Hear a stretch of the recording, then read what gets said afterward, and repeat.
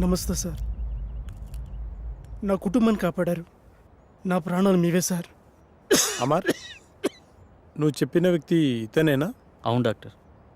మీరు లోపలికి వెళ్ళి రెస్ట్ తీసుకోండి. అలాగే సార్.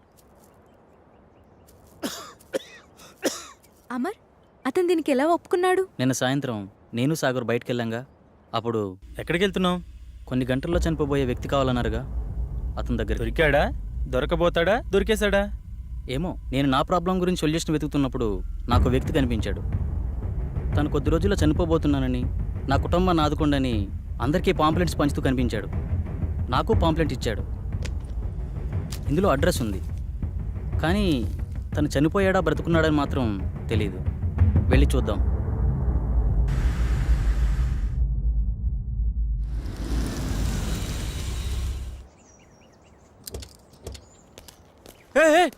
సుబ్రహ్మణ్యం, ఆగు ప్లీజ్. ఆగు ప్లీజ్ ఆగు.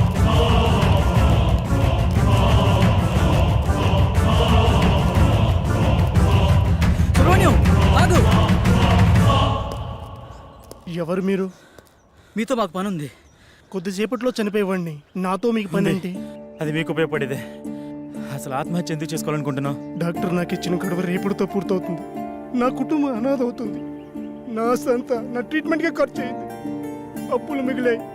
అందుకే నేను రేపు చనిపోతే ఎల్ఐసి మాత్రం వస్తుంది. అదే ఈ రోజు కాలు సారి చనిపోతే ఈ ఎల్ఐసితో పాటు యాజమాన్యం కూడా ఎంతో కంతిస్తుంది. అందుకే మీ ఫ్యామిలీ నేను ఆదుకుంటాను. మీ అప్పులు మొత్తం తీర్చేస్తాను. నేనేం చేయాలో చెప్పండి. మీ ప్రాబ్లమ్స్ అన్ని ఈ రోజు నేను క్లియర్ చేసిన తర్వాత ఈ అడ్రస్కి రండి.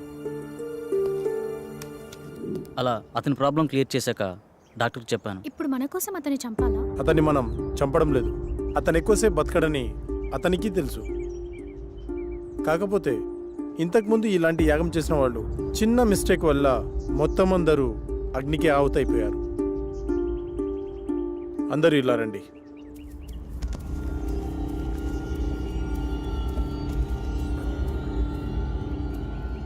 See this.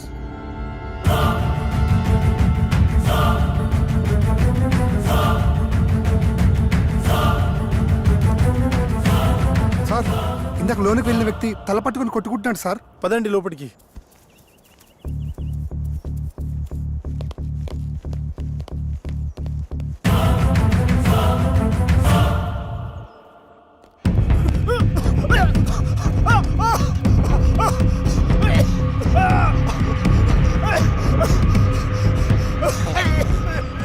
పన్నెండో యాగానికి రెడీ చేయండి.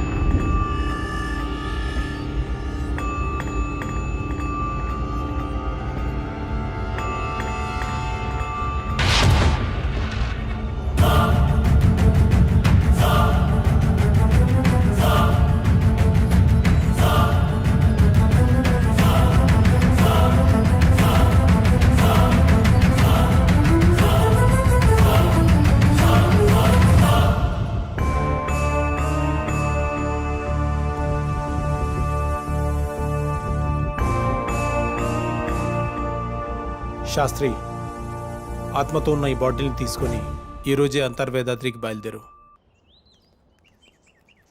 శాస్త్రి ఏడి కనిపించట్లేదు. మనకంటే ముందే యాగస్థలానికి వెళ్ళి అన్ని సిద్ధం చేస్తున్నాడు. ఇక్కడైతే మనల్ని కాపాడడానికి ఈ రక్షణ వలయం ఉంది. మరి బయటికి వెళ్తే పరిస్థితి ఏంటి డాక్టర్? దానికి ఒక మార్గం ఉంది, పదని చెప్తాను.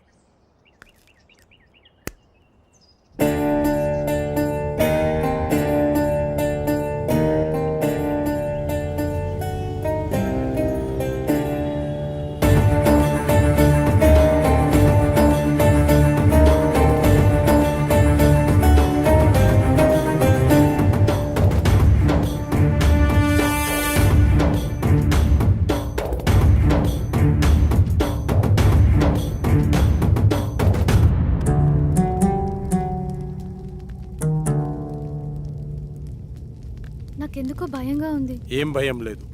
ఈ స్థలం శక్తి స్వరూపుడైన పరమశివుడి నిలయం. సాధువులు మహర్షులు యాగం చేసే ఈ పుణ్యభూమిలోకి ఆత్మలు ప్రవేశించలేవు. అంతేకాదు, ఈ మహాయాగంలో మనకు సహాయం చేయడానికి ఆ కైలాసనాథుని పరమ భక్తుడైన సిద్ధ సాధువు ఒకరు మనతో ఉన్నారు.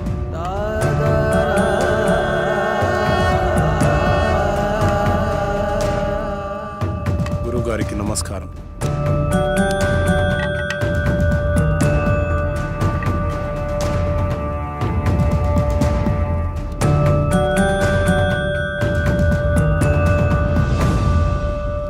ఇతన్ని ఇంతకుముందు ఎక్కడో చూసినట్టు అనిపిస్తుంది. డాక్టర్ మనకు చూపించిన వీడియోలో యాగం చేసింది అతనే. ఇదే మీ చివరి యాగం, అంతర్గ్రహ యానం. ఏకాగ్రతతో మనసుపైనే దృష్టి ఉంచండి. ఈ యాగంలో ఆత్మ తన శరీరాన్ని విడిచి ఆత్మలు సంచరించే లోకానికి అంటే వెళ్తుంది. వాటికంటూ ప్రత్యేకమైన లోకం ఉంటుందా? ఉంటుంది అనడానికి చిన్న ఉదాహరణ చెబుతాను. ఒక చోట ఒక శవం ఉంది అనుకోండి. పక్కనే ఒక వ్యక్తి గాఢ నిద్రలో ఉన్నాడు. ఆ పక్కనే కోమాలో ఉన్న మరో వ్యక్తి పడి ఉన్నాడు. వాళ్ళ ముగ్గురులో తేడా ఏమిటి? ఇద్దరు ప్రాణంతో ఉన్నారు, ఒకరు లేరు. ఇప్పుడు వాళ్ళ మధ్యలోకి ఒక సర్పం వచ్చిందనుకోండి. అప్పుడు వాళ్ళు ఏం చేస్తారు? ఏం చేస్తారు? ఏమీ చేయరు. ఎందుకంటే ఆ సర్పం వచ్చిన సంగతి వాళ్ళకి తెలియదు కదా. అంటే శవానికి, గాఢ నిద్రలో ఉన్నవాడికి, కోమాలో ఉన్నవాడికి తేడా లేనట్టేనా? తేడా ఉంది. అదే ఆత్మ. ఆత్మ శరీరంలోంచి పూర్తిగా వెళ్ళిపోతే శరీరం శవమవుతుంది. కొద్దిసేపు మాత్రమే బయటికి పోతే శరీరం నిద్రపోతుంది. కొన్ని నెలలు బయటికి పోతే ఆ శరీరం కోమాలో ఉంటుంది. అలా బయటికి వెళ్ళిన ఆత్మలన్నీ కలిసే ప్రదేశమే ఆత్మలోకం. మీరెప్పుడైనా గమనించారా? మనం నిద్రపోయిన తర్వాత కలలో చనిపోయిన వాళ్ళని కలిసినట్టు, వాళ్లతో మాట్లాడినట్టు అనిపిస్తుంది. ఒక్కోసారి మనకి తెలియని మనుషులను కూడా కలిసినట్టు అనిపిస్తుంది. మెలకు వచ్చాక వాళ్ళ మొహాలు కూడా మనకు గుర్తురావు. మళ్ళీ ఏదో ఒక సందర్భంలో ఒక కొత్త వ్యక్తిని చూసి ఇతన్ని ఇంతకు ముందెప్పుడో చూశామే అనిపిస్తుంది. కానీ నిజానికి మీరతన్నెప్పుడూ బయట ప్రపంచంలో చూసి ఉండరు. మీలాగే అతను నిద్రపోయినప్పుడు ఆత్మ ప్రపంచంలో కలిసి ఉంటారు. అందుకే ఇంతకు ముందెప్పుడో చూశామే అనిపిస్తుంది. కానీ ఇవన్నీ మన ప్రమేయం లేకుండానే జరిగిపోతాయి. అయితే ఇప్పుడు పూర్తి అవగాహనతో ఈ యాగం ద్వారా మీ ఆత్మలను ఆత్మలోకానికి పంపుతున్నాను. ఇది పూర్తయితే మీ అందరి సమస్యలు తీరిపోతాయి. దానివల్ల మా ప్రాబ్లమ్స్ ఎలా క్లియర్ అవుతాయి? మిమ్మల్ని ఏ ఆత్మలైతే బాధిస్తున్నాయో అవి ఖచ్చితంగా అక్కడే ఉంటాయి.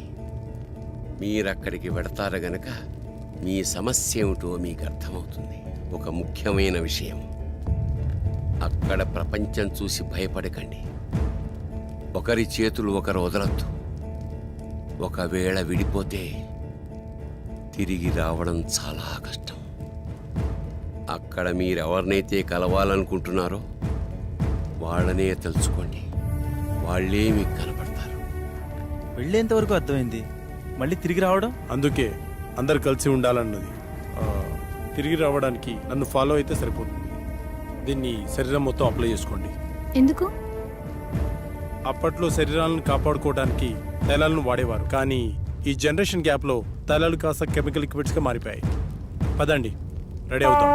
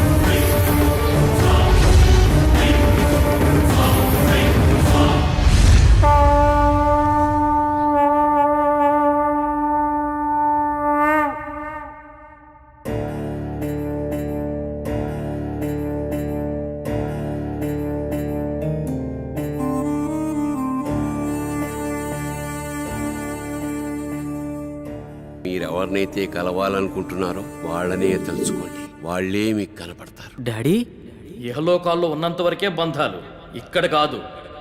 మీరు ఇక్కడికి వచ్చి చాలా పెద్ద తప్పు చేశారు, విధిని ధిక్కరించారు. లేదు డాడీ, మేము కరెక్టే చేసాం. వీడిని నమ్మి ఇంత దూరం వచ్చారా? వీడు చాలా పెద్ద ఫ్రాడ్. అంకుల్ అలా అనకండి. ఆయన మా కోసం చాలా పెద్ద రిస్క్ చేశాడు. ఆయన లేకపోతే మా ప్రాబ్లం సాల్వ్ అవ్వదు. మీకు ప్రాబ్లం క్రియేట్ చేసిందే వాడు.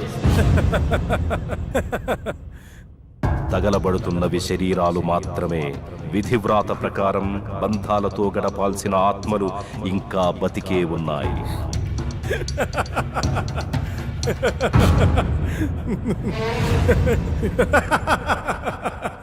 మీ అందరికీ ప్రాబ్లం క్రియేట్ చేసింది నేనే. మీరు ఇక్కడికి వచ్చేలా ప్లాన్ చేసింది కూడా నేనే. మీకు ఇంకో విషయం చెప్పనా? మీరు ఇక్కడికి ఎలా రావాలో ఒక్కటే చెప్పాను, కానీ తిరిగి వెళ్ళడం మాత్రం చెప్పలేదు. మీరు ఇక్కడే ఉండి రెస్ట్ తీసుకోండి.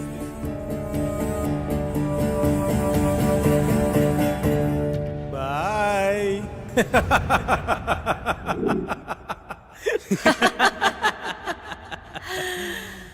One, two, three. సౌండ్ వినిపించట్లేదు. ఏం జరుగుతుంది? ఇప్పుడు వెళ్ళేది మీరు కాదు, మేము. ఫస్ట్ టైం పాపారా మీద అటాక్ జరిగినప్పుడే నాకు డౌట్ వచ్చింది.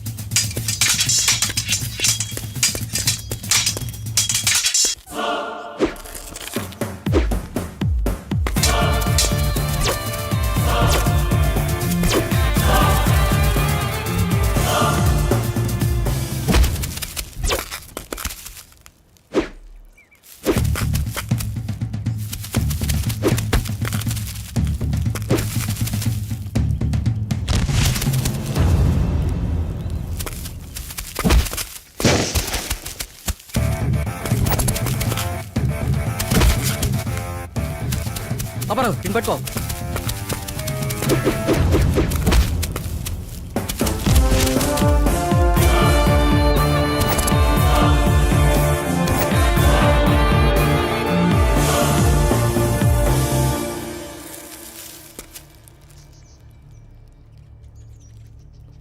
ఆ? వీళ్ళని పంపించింది శాస్త్ర. అసలు శాస్త్రి ఎందుకు నన్ను చంపాలనుకుంటున్నాడు? అదే నేను తెలుసుకోవాలనుకుంటున్నాను. హే, మా ఇంటి వైపు ఎవరు వెళ్తున్నారు.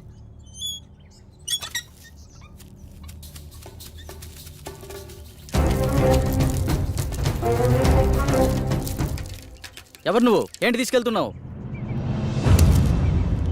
తప్పు చేస్తున్నారు. బ్రతకాలని లేదా? బ్రతకడం కోసం చేస్తున్న ప్రయత్నమే ఇది. నువ్వు పూర్తి ఆయుష్కుడు అని ఇందులో రాస్తుంది. మరి దేనికోసం చేస్తున్నావు? అంటే నేను తొందరలో చనిపోతాననడం, శాస్త్రి నిన్ను చంపడానికి ట్రై చేస్తున్నాడంటే ఈ యాగం ద్వారా తను ఏదో ఆశిస్తున్నాడు. అలాంటప్పుడు ఈ యాగాన్ని మధ్యలో ఆపేయొచ్చు కదా. ఆపలేరు. ఆగకూడదు. ఇప్పుడు మీరు ఈ యాగం చివరి దశలో ఉన్నారు. ఎవరో ఈ యాగం ద్వారా సృష్టికి విరుద్ధం కలిగిస్తున్నారు. చనిపోయిన వాళ్ళని బ్రతికించాలని చూస్తున్నారు. ఈ యాగాన్ని ప్రారంభించిన మీరే దీన్ని ముగించాలి. వాళ్ళని శిక్షించాలి. మా పూర్తి సహకారం మీకుంటుంది. శాస్త్రిని పట్టుకుని 4 పిక్తే వాడే నిజం చెప్తాడు కదా. లేదు, దీని వెనక ఎవరో ఉన్నారు. ప్రాణం తీయడానికి కూడా తెగించారంటే ప్రాణం పోయినా నిజం చెప్పరు. కాబట్టి నువ్వు బయటికి వెళ్ళి శాస్త్రి గురించి ఎంక్వైరీ చేయి. నేను ఇక్కడ ఉండి ఈ యాగాన్ని ఫినిష్ చేస్తాను. నీకు కావాల్సింది డబ్బేగా, నేనిస్తా. శుభం భూయాత్. అలా పాపారావు బయటికి వెళ్ళి చేసిన ఇన్వెస్టిగేషన్లో నీకు శాస్త్రికి సంబంధం ఉన్న విషయం తెలిసింది. అదే సమయంలో శాస్త్రిని ఉపయోగించి నా కళను క్రియేట్ చేసావు. సాఫ్ట్వేర్ వాళ్ళకి ఇయర్లీ ఇచ్చే కౌన్సిలింగ్ ద్వారా వాళ్ళకి ప్రాబ్లం క్రియేట్ చేసావు. స్వప్నకి నీ మనిషితోనే ప్రాబ్లం క్రియేట్ చేసావు. కానీ ఇదంతా ఎందుకు చేస్తున్నావో నాకు తెలియలేదు. నువ్వు చూపించిన వీడియోని అబ్జర్వ్ చేస్తే అర్థమైంది. ఆ యాగంలో ఉన్న 5 మందిలో నువ్వు ఒకడవని తెలుసుకున్నాను. ఆ యాగం చేసింది నీ తండ్రే. ఆఖరి నిమిషంలో తెలిసింది మీ నలుగురు మా రూపంలో ఉండే మీ ఫ్యామిలీ మెంబర్స్ అని. మీ ప్లాన్తో మీరొచ్చారు, మా ప్లాన్తో మేమొచ్చాం. ఇంతకుముందు మేము కౌంటింగ్ చేసినప్పుడు బయట ఏం జరిగిందో తెలుసా?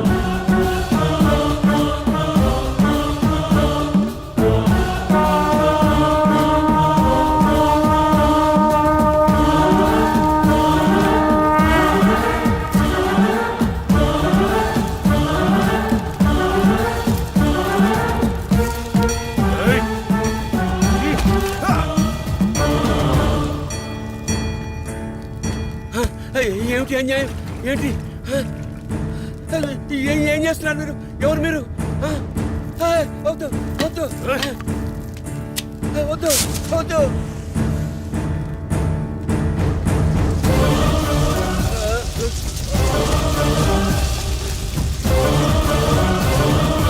ఇక్కడ వినిపిస్తున్న ఇన్ని సౌండ్స్లో మీ వాడిచ్చే సౌండ్స్ని బట్టి నువ్వు బయటికి వెళ్ళాలనుకున్నావు. మేము వాడిని కొట్టి మాకో సౌండ్ క్రియేట్ చేసుకున్నాం. అయినా నీ కోరిక మేము తీరుస్తున్నాం. అదే నీ ఫ్యామిలీ మెంబర్స్తో కలిసి ఉండడం. మళ్ళీ నువ్వు తిరిగి రావాలనుకున్నా రాలేవు. ఎందుకంటే అక్కడ నీ బాడీ తగలడిపోతుంది. నీ ఫ్యామిలీతో ఇక్కడే హ్యాపీగా పండగ చేసుకో. బాయ్.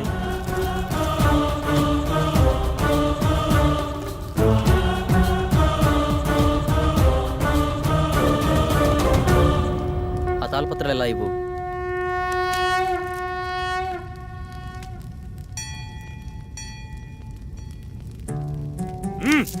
ఎందుకు ఇలా చేస్తున్నావు? మళ్ళీ ఇలాంటి పనులు ఎవరూ చేయకూడదు.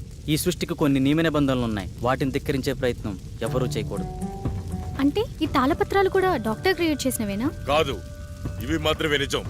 ఇవి నీకు మాత్రమే ఇస్తాడని తెలిసి ఆ శాస్త్రి నీతో ఉంచి నీకు కల వచ్చినట్టు సృష్టించాడు. మరి పాపారావు మీద అటాక్ ఎందుకు చేసినట్టు? మనం నలుగురు